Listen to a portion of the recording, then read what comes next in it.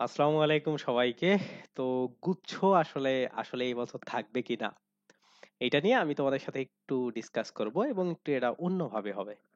আজকে এই বিষয়টা আরো কনফার্ম হচ্ছে কারণ খুলনা বিশ্ববিদ্যালয়ে যখন আজকে তাদের একাডেমিক কাউন্সিলিং এর যে মিটিংটা থাকে প্রতি মঙ্গলবার করে, আমি খুলনা ইউনিভার্সিটিতে পড়াশোনা করতেছি এই জন্য বিষয়টা জানি। তো প্রতি মঙ্গলবার করে তাদের একটা কাউন্সিলিং মিটিং হয় একাডেমিক সব মানে যে সব প্রত্যেকটা ডিসিপ্লিন আছে অন্যান্য ভার্সিটিতে ডিপার্টমেন্ট এখানে ডিসিপ্লিন। তো সব ডিসিপ্লিনের যারা ডিন থাকেন এবং যারা সম্মানিত টিচার থাকেন এক্সট্রা তারাও আসলে ওই মিটিংটার মধ্যে থাকে। তো ওইখান থেকে একটা ফাইনাল মানে ধরতে গেলে একটা ফাইনাল ডিসিশন সবার মতের পক্ষ থেকেই মোটামুটি তাদের পক্ষ থেকে একটা প্রস্তাবনা দেওয়া হয়েছে ফাইনাল ডিসিশনের উপর বেস করে যে তারা এই বছর গুচ্ছে থাকতে চাচ্ছে না বা গুচ্ছে তারা ভর্তি পরীক্ষা নিবে না গুচ্ছের আন্ডারে। তো তারা আগের প্যাটার্নে আসলে ফিরে যাবে। তো এর আগেও আমরা দেখছি যে জগন্নাথ বিশ্ববিদ্যালয় 100% তারা বলে দিয়েছে যে গুচ্ছে থাকছে না। ইভেন তাদের একটা সম্ভাব্য ডেটও আমরা জেনে গেছি। ওকে, তারপরে হচ্ছে সাস্ট থাকছে না।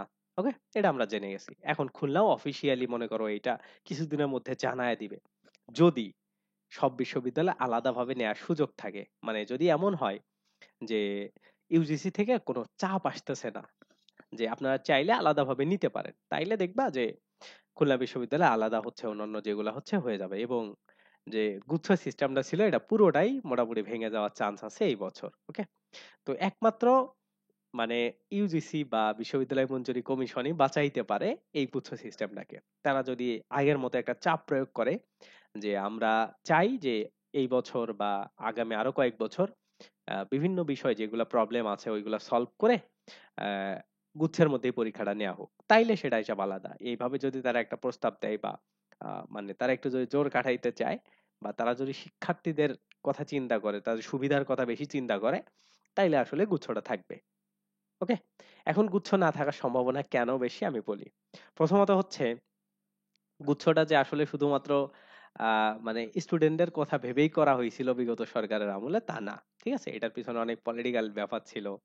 তারপরে এটার পিছনে আরো কিছু কারণ ছিল। ঠিক আছে, যে অন্যান্য বিশ্ববিদ্যালয়গুলোকে একটা ফ্রেমে রাখা যাতে আলাদা না হয়ে যায়। তো এগুলা হচ্ছে মানে মানে পলিটিক্যাল বিষয়। ঠিক আছে, যে একটা ফ্রেমের মধ্যে রেখে একটা আন্ডারে যখন চলবে তখন এগুলার বিভিন্ন মত বা বিভিন্ন প্রবলেম আলাদা আলাদা করে সলভ করা লাগবে না, তখন গভর্নমেন্টের একটু সুবিধা হবে। এই জায়গাগুলা থেকে কিন্তু গুচ্ছটা করা হয়েছিল, এগুলো পলিটিক্যাল পার্সপেক্টিভ থেকে। ওকে, এখন নর্মাল পার্সপেক্টিভ থেকে স্টুডেন্টদের অনেক সুবিধা হয়েছে এটা সবাই জানে, বাট বিশ্ববিদ্যালয়গুলোর কিন্তু একটু লস হয়ে গেছে।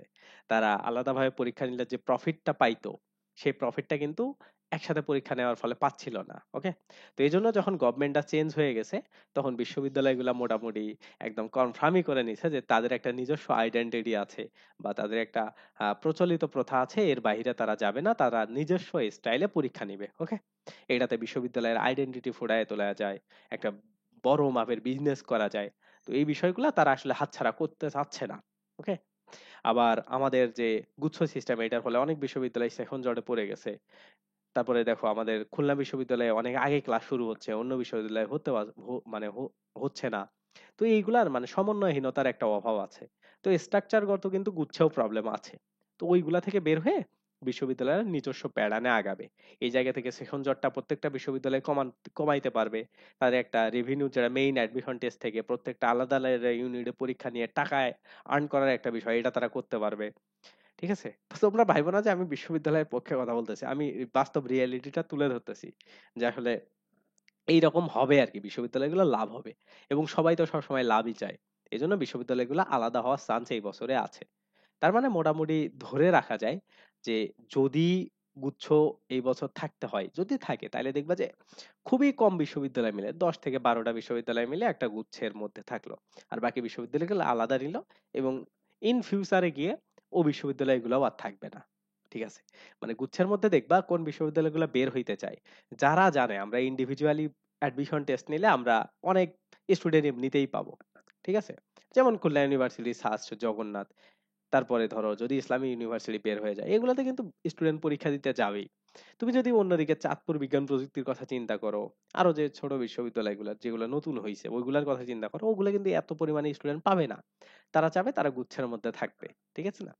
তো এই জায়গা থেকে মোটামুটি বলা যায় যে আসলে গুচ্ছের যেহেতু একটা ভাঙন শুরু হয়েছে এই বছর, গুচ্ছটা মানে ভেঙেই যাইতে পারে। এবং শুধু খুলনা ইউনিভার্সিটি না, দেখবা ধীরে ধীরে সব বিশ্ববিদ্যালয়গুলোও বের হয়ে যাওয়ার চান্স আছে যদি বিশ্ববিদ্যালয় মঞ্জুরি কমিশন থেকে একটা সেই মাপের চাপ না আসে। ঠিক আছে? তো যাই হোক, মোটামুটি শিওর থাকো, খুলনা বিশ্ববিদ্যালয় যেহেতু মানে বলছে, এটা একটু ফাইনাল ডিসিশন হয়তো বা আসতে লেট হবে, কিছুদিনের মধ্যেই তারা দিতে পারে। তারপরেও মোটামুটি বলা যায় না।